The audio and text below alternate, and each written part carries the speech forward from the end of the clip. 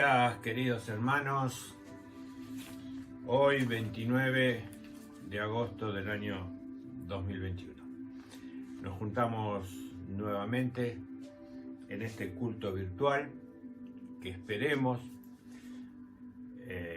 no dure mucho tiempo más. Tenemos la esperanza de que en el próximo mes vamos a empezar a juntarnos presencialmente. Pero en el culto de hoy se nos propone una reflexión sobre la ley. Dios quiere la realización y la vida plena para el ser humano.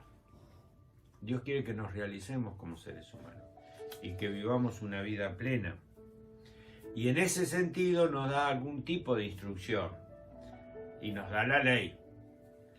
El proceso de la ley es muy largo, comienza ya, podríamos decir, con Adán y Eva, y ha ido evolucionando de alguna manera hasta llegar hoy al sentido que le da Dios a nuestras acciones, reglado por las normas y leyes que Él ha puesto en nuestras mentes y corazones y que dejó establecida también en la palabra de Dios.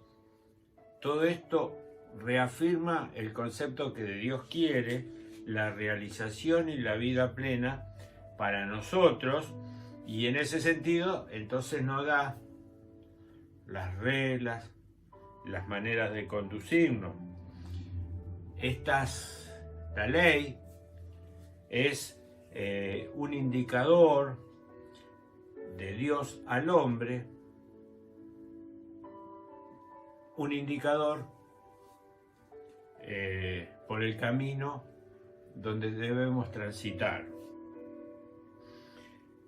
Y ese camino no se agota solamente en el cumplimiento de normas o de ritos o prácticas que muchas veces están vacías de contenido y de significado, sino que es un proceso de conversión. Dios nos llama a convertirnos continuamente, y esta conversión continua, cada día, cada momento, nos lleva a comprometernos cada vez más con Él y con el resto de los seres humanos. Así que vamos a dar lectura al Salmo 15, algunos versículos. Dice: Señor, ¿quién puede hospedarse en tu tienda? El que procede honradamente y practica la justicia.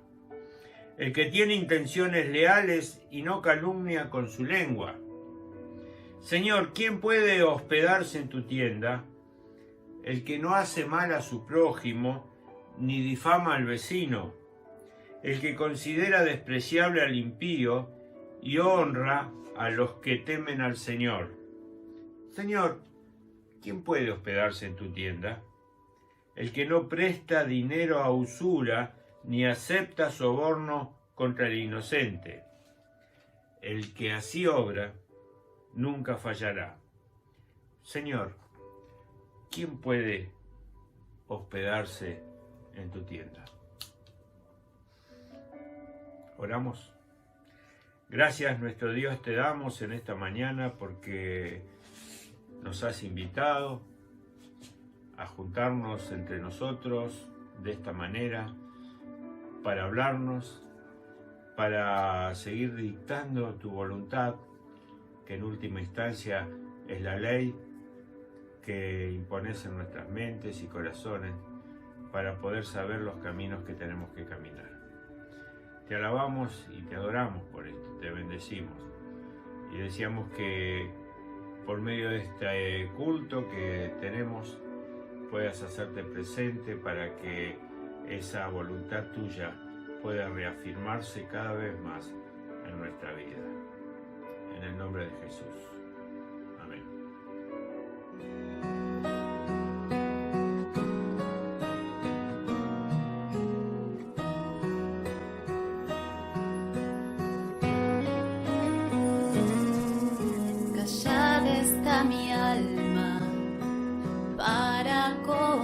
conocerte, tranquila está mi mente para escucharte hablar.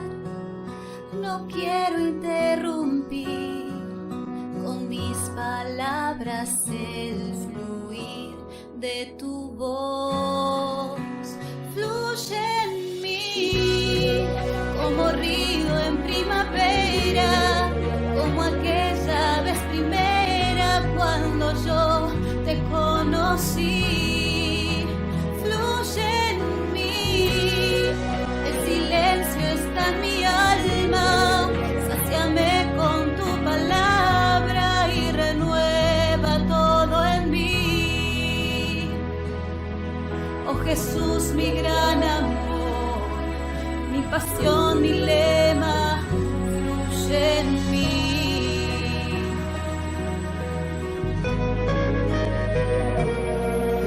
Tu amor es melodía, que la quietud me arrulla, y en medio del silencio me dices que me amas y quiero disponer mi corazón para escuchar tu voz.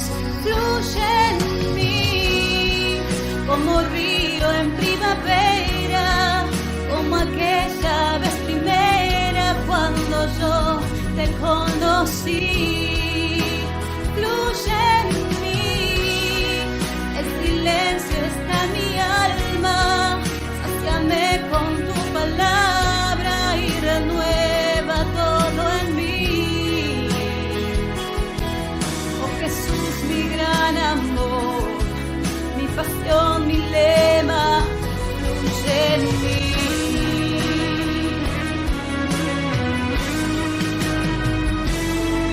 Oh Jesús, mi gran amor, mi pasión, mi lema, fluye en mí.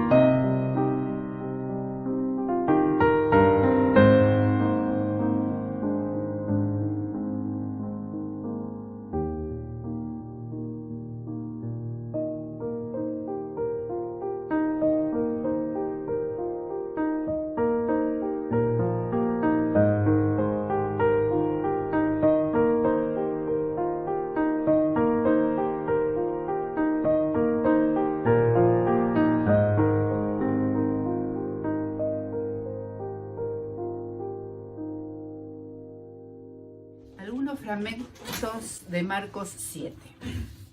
Los fariseos con algunos escribas llegados de Jerusalén se acercaron a Jesús y vieron que algunos de sus discípulos comían con las manos impuras, es decir, sin lavar.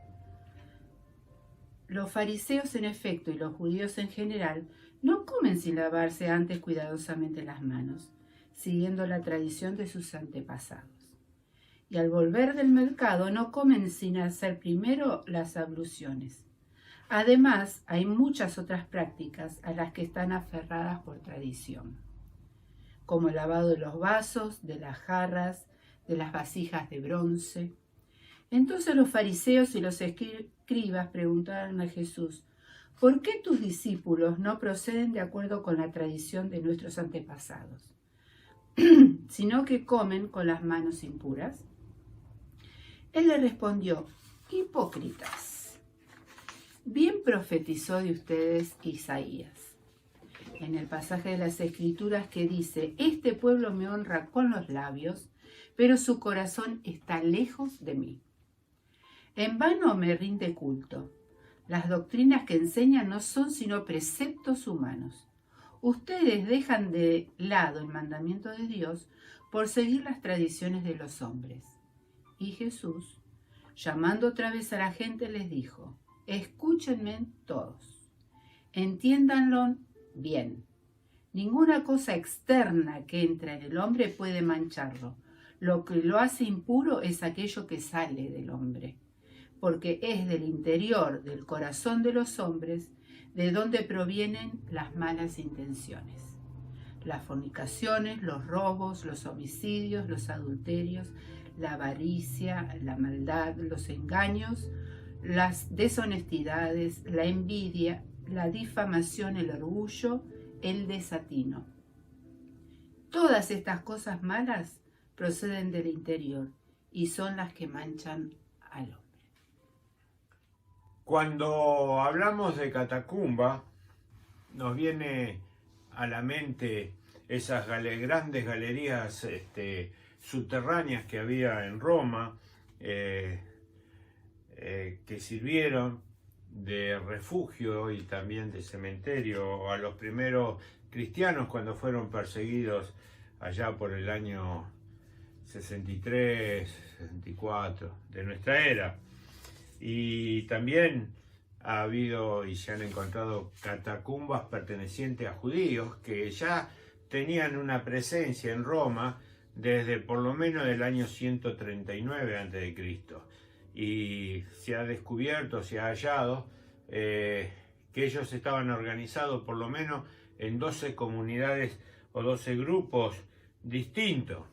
Por ese tiempo los judíos ya estaban dispersos por todo el mundo conocido y se calcula que fuera de Palestina había aproximadamente 5 millones de judíos, de los cuales había muchos que eran tenían un buen pasar, eran ricos y influyentes en las sociedades donde vivían, aunque no tenían integración social, pues protegían sus costumbres y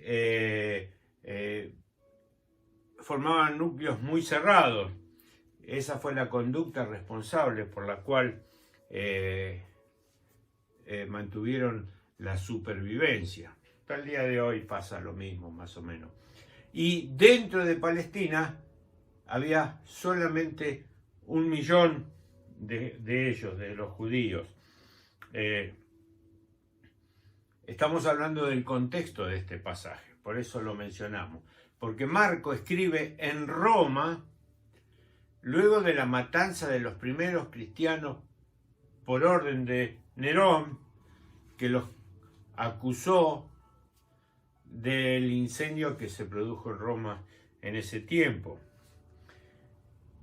Y después de la persecución quedaban muy pocos creyentes y acobardados cristianos tratando de sobrevivir. Ya para ese entonces había romanos convertidos, pero había más judíos que romanos convertidos. Y es a esas comunidades judías que se dirigió inicialmente la evangelización, y de ahí surgieron los primeros cristianos en Roma. Aún no había una separación entre la religión judía y la cristiana, era una mezcla judeo-cristiana que vivían sus propias tradiciones judías. Ese es el problema que enfrenta el pasaje que se ha leído. había varios tipos de judíos y de judíos cristianos. Aún existen esas divisiones, tenemos judíos ortodoxos, judíos reformistas, conservadores, liberales, los que esperan al Mesías, los que no lo esperan, los que son sionistas, los que no son sionistas, cada grupo dividido a su vez en distintas ramas, ateas, nacionalistas, racistas y muchos opuestos entre sí, como palomas y halcones. Algo así pasaba también entre los judíos y los judíos cristianos, a los que Marcos les está escribiendo y que los llama a la unidad, y que porque estaban enfrentados enfrentados en su condición religiosa. Entonces el pasaje nos está mostrando que había algún tipo de recetas legales, como de impureza, pureza, leyes, normas, y todas estas recetas legales tienen su interés solo para esa época y sirve para conocer el contexto del pasaje, que nos recuerda la época de Jesús para enfrentar los problemas que estaba viviendo la iglesia de Roma. Casi 40 años después de la muerte de Jesús. Iglesia donde ya había creyentes que no eran judíos, que venían del paganismo. Entonces había que explicarles de alguna manera qué significaban esas costumbres judías. Y por eso el pasaje dice: los fariseos y los judíos en general no comen sin lavarse las manos antes, cuidadosamente, siguiendo la tradición de sus antepasados. Y para un romano que venía de la calle, no sabía qué significaba esto. Ya nos vamos a meter un poquito más adelante. Había en ese tiempo, según el Nuevo Testamento, por lo menos 4 tipos de posicionamiento ante estas leyes. Había los judíos cristianos que insistían en cumplir las prescripciones de la ley que había dado Moisés hacía 1000 y pico de años, 1400 años atrás. Dentro de todas esas prescripciones se les exigía a los que entraban al cristianismo que practicaran la circuncisión. Había otros judíos cristianos que no estaban a favor de la circuncisión de los varones, pero sí tenían que cumplir ciertas leyes de pureza ritual y otras tradiciones. Había aquellos que no les interesaban ni la circuncisión ni el cumplimiento de algunas leyes rituales, pero sí tenían que observar y celebrar ciertas fiestas judías. Y estaban aquellos que le daban lo mismo, no le daban ninguna importancia ni a la circuncisión, ni a los ritos, ni a las fiestas, ni a las reglas de pureza. El asunto es que cada grupo trataba de imponer sus ideas a los otros grupos no judíos y romanos. El tema central de hoy no pasa solamente ni básicamente sobre el lavado de las manos, es un ejemplo nada más sobre la higiene. Se trata de la regla de la pureza ritual. Regla que había permitido a los judíos conservar su identidad en lugares alejados de su patria. Pues uno de los objetivos importantes para subsistir como judíos eran la de alejar contagio, impureza, contaminación. y según Santiago, también era de alejar ese contagio, impureza, contaminación de ideas y costumbres que no eran judías y que podían afectar su vida religiosa. Y eso, aunque se trataba de una cuestión interior, se expresaba por medio de ritos exteriores. Por ejemplo, lavado de todo objeto que hubiera estado en contacto con un no judío. Y era costumbre sagrada de la no contaminación interior. Ahora, el contacto con un no judío en Roma era inevitable cuando uno salía a la calle. ¿Qué cosa se podía conseguir en un negocio que no haya tocado un no judío, por ejemplo?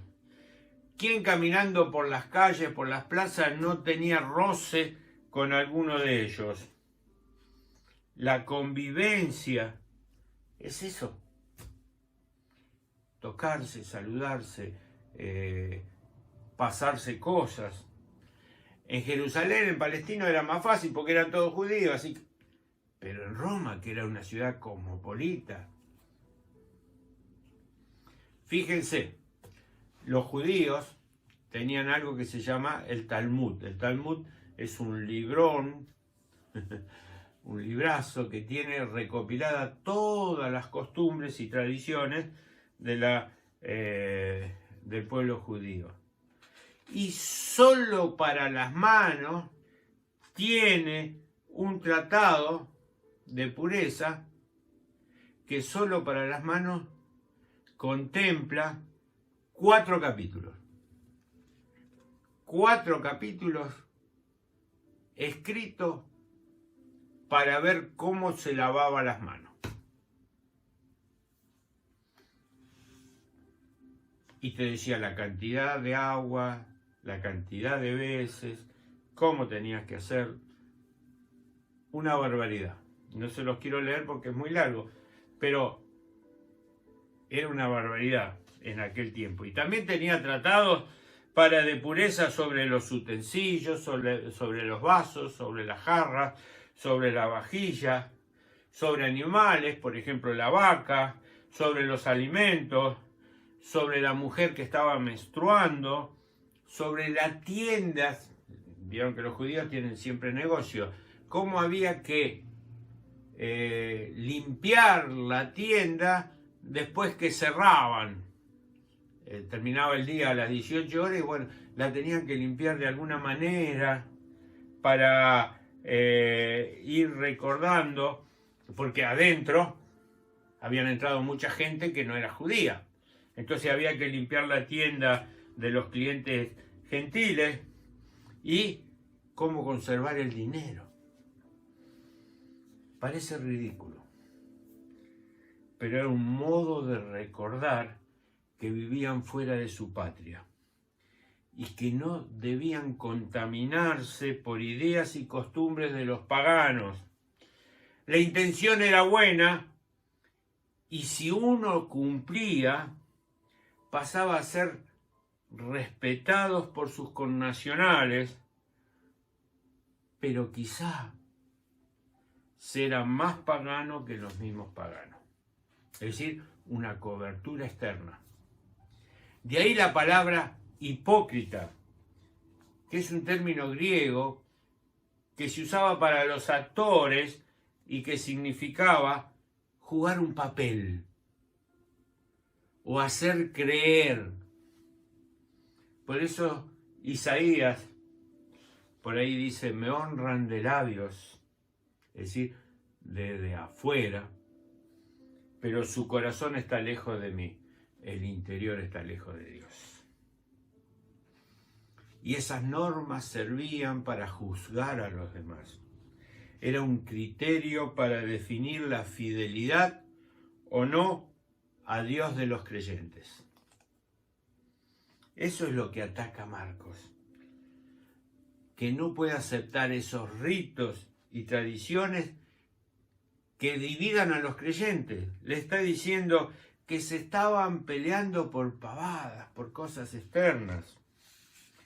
De allí ese fuerte llamado a la unidad de los creyentes, mirar el interior, no el exterior, no dedicarse solo a hacer reformas exteriores, creyendo que porque se cambia de nombre una cosa, se crea una nueva comisión, se embellece la iglesia, que haya modernización, se puede mejorar las cosas.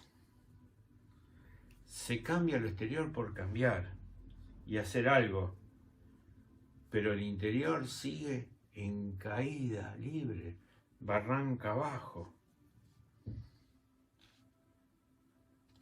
Se trata muchas veces de aplicar algo novedoso o atractivo que llame a la atención o complazca, aunque no sume. La cuestión es el éxito, causar adhesión, simpatía, aunque haya menos fe y menos creyentes en serio. Marco en este tiempo nos diría: menos discursos faltos de contenido y de piedad, menos espectáculos religiosos. Con eso se logra público, auditorio, pero no fieles. Así no pasa nada que sea realmente serio y eche raíces. Porque, ¿dónde están esas multitudes reunidas de vez en cuando, actuando después en la sociedad, en la moral, en la política, en el arte, en el estudio, en la escuela, en la universidad, en el periodismo? ¿Dónde están? Si sacamos las cuentas de las mega iglesias que tienen 5 o 6 mil o 3 mil o 2 mil creyentes, si sacamos la cuenta de las veces que se ha reunido el pueblo de Dios en el obelisco o en algún lugar, llegando a cientos de miles, ¿dónde están todos esos fieles creyentes actuando en los distintos lugares como sal, como luz? Si vemos que la sociedad cada vez está más lejos de Dios. No es lo externo, dice Marcos, lo que mancha o purifica al ser humano. No es proclamando, ni denunciando, ni montando espectáculos religiosos como se cambia al ser humano y a la sociedad. Porque es lo que sucede en su interior, en su corazón, diría, lo que sale de él, lo que impulsa las malas intenciones, las fornicaciones, los robos, los homicidios, los adulterios, la avaricia, la maldad, los engaños, las deshonestidades, la envidia, la difamación, el orgullo, el desatino. Marco nos está pidiendo que formemos el interior, la conciencia, que nos llenemos los creyentes de Cristo. Marco nos pide enseñar a ser dueño de sí mismos. Nos pide que mostremos la dignidad de hijos de Dios y al mismo tiempo enseñar a no discriminar ni a aceptar cualquier opinión, cualquier absurdo, cualquier desatino, como indica acá el pasaje, cualquier inmoralidad, en nombre de un diálogo o de no pasar como desubicado. Marco nos insta a fortalecernos contra las doctrinas y costumbres anticristianas y dar testimonio de Cristo con la propia vida.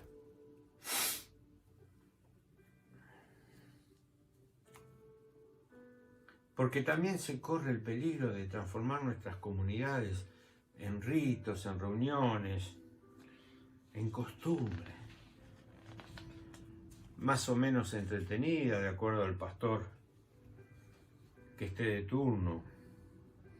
Cumplir, pertenecer a este u otro grupo.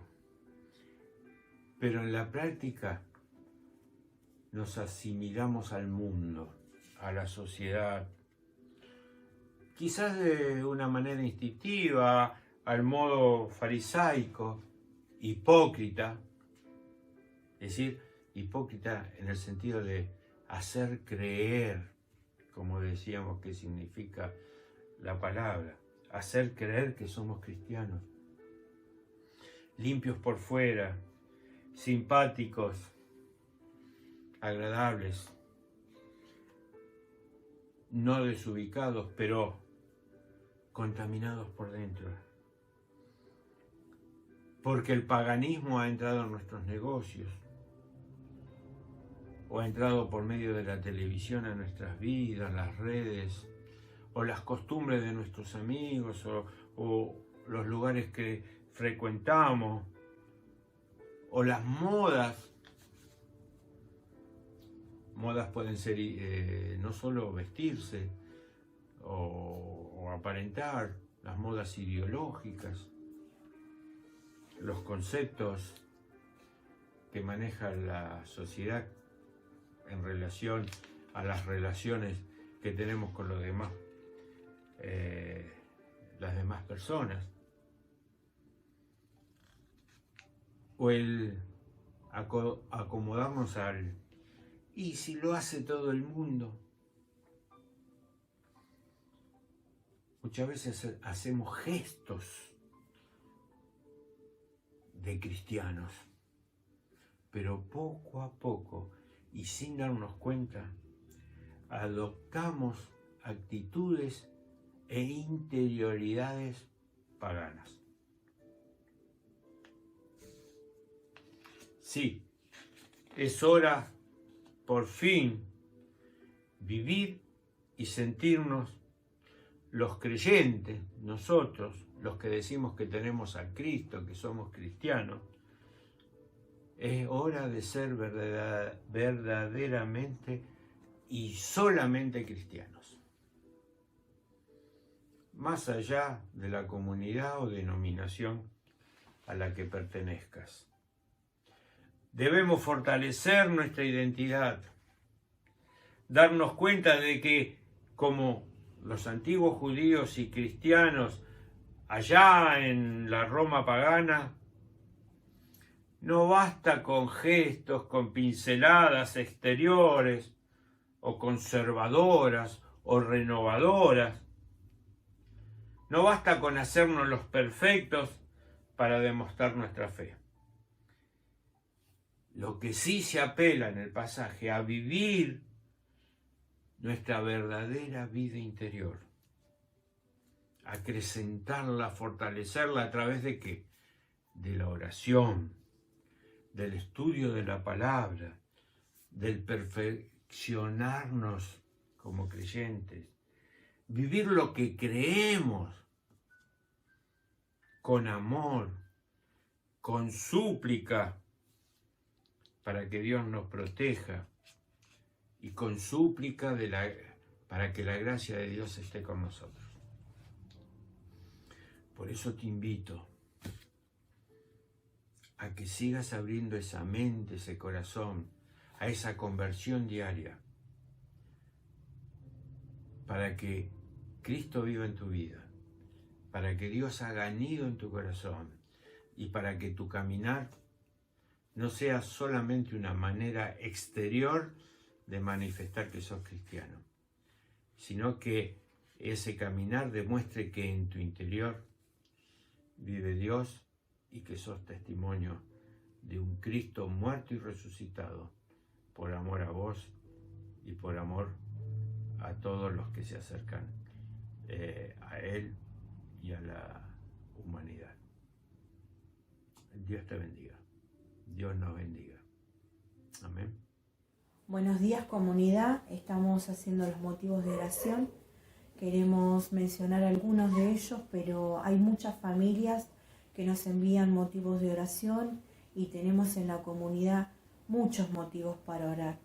La familia de Pablo, que ha recibido una pérdida reciente, la familia de Cintia, le pedimos al Señor que los consuele. Estamos orando por Gabriel, estamos orando por Carla, por Julián, estamos orando por Miriam, por José, por Cloti y Teresa, también por Alex Ahumada, que es un nene que está pasando por una etapa de broncoespasmo, y gente del comedor que acercan sus motivos de oración. Así que por todos ellos, por Mayra, por Zunilda, oramos. Por Yoli, por Doña Jesús, por Cloti también, para que el Señor las resguarde durante este tiempo. Bueno, oramos. Señor, te pedimos en el nombre de tu Hijo Jesús que escuche la oración, que nos dé respuestas positivas, Padre. No queremos torcer tu voluntad, pero sabemos que pidiéndote en oración, Señor, vos contestás. Sabemos, Padre amado, de tus buenas noticias, de la bendición que tenemos a veces de recibir sanidad, de recibir trabajos también, Señor, de recibir de ti todo lo que necesitamos, Padre. Aceptamos tu voluntad, aceptamos lo que nos das y lo que no nos das, Señor. Por eso estamos con un corazón dado a ti, Señor, para que nos guíes, nos protejas, nos resguardes, Señor, y para que puedas contestar también, Señor, todas estas oraciones, todos estos petitorios, Señor, que tenemos, para poder, Señor, alabarte y exaltarte cada vez más, Señor. Lo hacemos para tu gloria, Padre amado, en el nombre de tu Hijo Jesús, nuestro Señor. Amén. Amén. Llegando al fin de nuestra reunión, los animo a fortalecerse en la palabra del Señor, a ir incrementando esa esperanza de volver a juntarnos, que esa ansiedad que tenemos mucho de poder juntarnos para que la vida comunitaria se pueda reflejar cada día mejor, pueda estar guiada por el gozoso deseo de poder ver juntos a todos nuestros hermanos y juntos alabar al Señor, participar de la copa, del pan. Y mientras tanto les dejo una oración hecha por Pablo ahí en Efesios 3, hecho para el crecimiento espiritual. Dice Pablo en el versículo 14, y pensando también en el culto, en las oraciones, en las canciones, en la reflexión, en la lectura. Cuando pienso en todo esto, caigo de rodillas y elevo una oración al Padre, el creador de todo lo que existe en el cielo y en la tierra. Pido en oración que de sus gloriosos e inagotables recursos los fortalezca con poder en el ser interior por medio de su Espíritu. Entonces, Cristo habitará en el corazón de ustedes a medida que confíen en Él. Echarán raíces profundas en el amor de Dios y ellas los mantendrán fuertes. Espero que puedan comprender, como corresponde a todo el pueblo de Dios, cuán ancho, cuán largo, cuán alto y cuán profundo es su amor. Es mi deseo que experimenten el amor de Cristo, aun cuando es demasiado grande para comprenderlo todo. Entonces serán completos con toda la plenitud de la vida y el poder que proviene de Dios.